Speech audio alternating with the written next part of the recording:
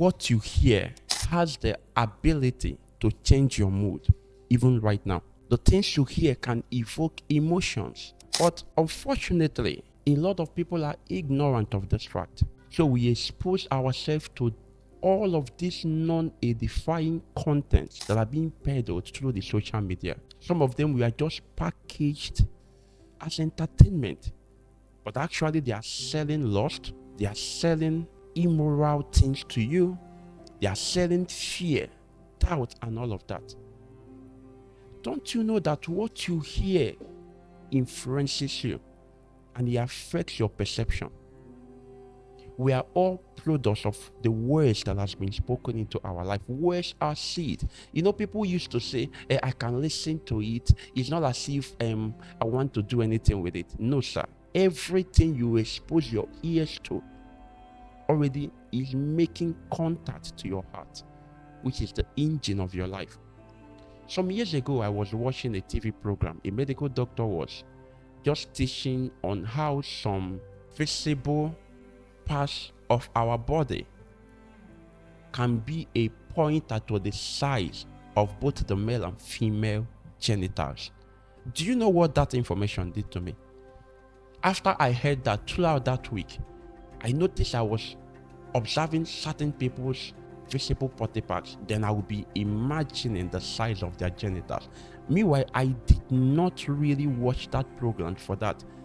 It was just a program being displayed on the TV. I was just passing by and I was listening to what the man was teaching.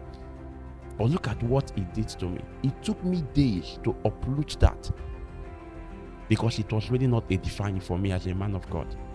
Now, what about those movies, those contents that are not edifying, that you are exposing yourself to? Whatever you hear influences how you interpret things.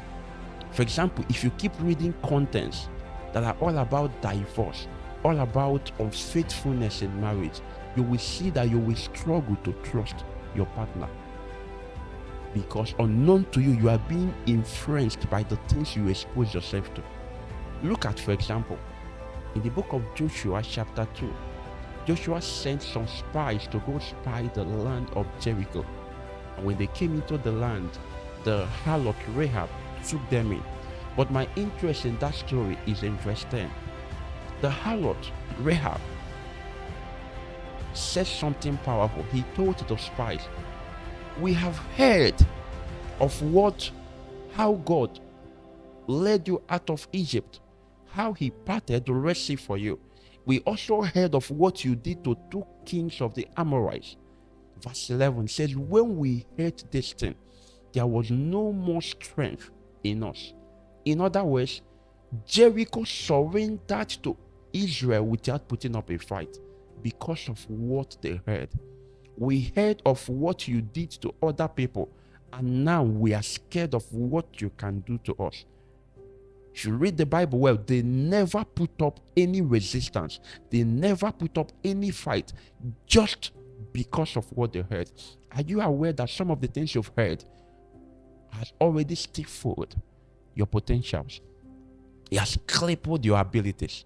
Because you heard that company, they are not really accepting applicants, and that's the reason why you did not even bother to send your application.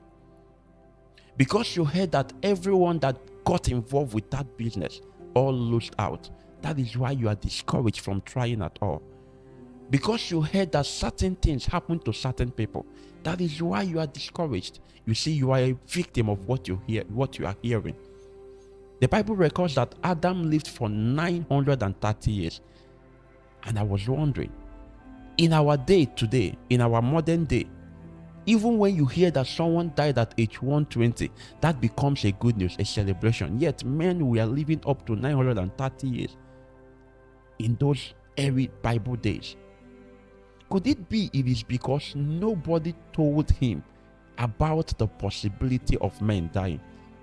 Could it be it is because he never heard of what we call the old age syndrome? Could it be because he never heard of certain limitations? Because certain things we call our limitations is just the things you've been fed with. So when you have any little sign, you call it headache. Why? You were told that there is such a thing as headache. When you feel certain pain, you have a name for it because of what you hear. And what you hear conditions you. So if you know that words are this powerful, why do we keep exposing our ears to this unedifying context? Why not expose your mind to the things that will build your faith? Read books that will build your faith. Read books that challenges you. Expose your mind, expose your ears to the things that brings out the creative part of you. Instead of hearing things like people from this certain part of the country don't succeed in this, people from this certain part of the nation don't succeed in this, because the more you take in those things, the more it cripples your possibility. I hope this helps somebody. And again, I want to encourage you to subscribe to our YouTube page to get more edifying context. God bless you.